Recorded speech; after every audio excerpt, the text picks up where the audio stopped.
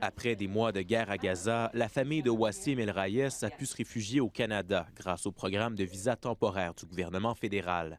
La famille gazaoui a tout perdu alors que sa maison a été complètement détruite.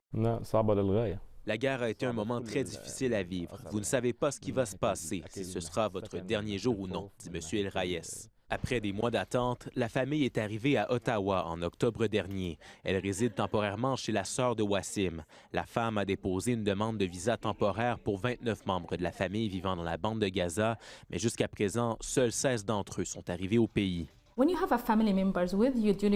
Lorsque tu as un membre de ta famille avec toi pendant la guerre, tu as moins le sentiment d'être ensemble. Mais lorsqu'une grande partie de ta famille quitte le pays et que tu es le dernier à rester, tu te sens seul, dit cette femme.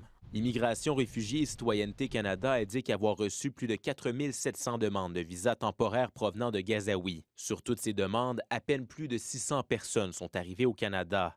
Toutes les autres sont coincées à Gaza et attendent d'entrer en Égypte pour compléter leurs données biométriques dans le but d'entrer au Canada.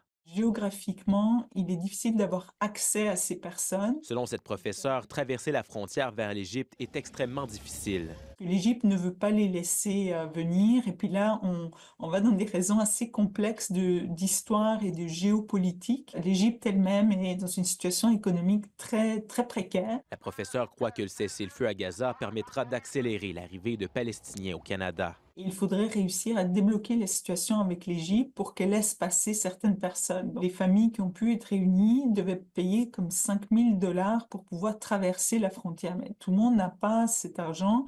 Immigration, Réfugiés et Citoyenneté Canada indique avoir communiqué aux autorités locales de Gaza les noms des Palestiniens qui ont droit à un visa temporaire canadien.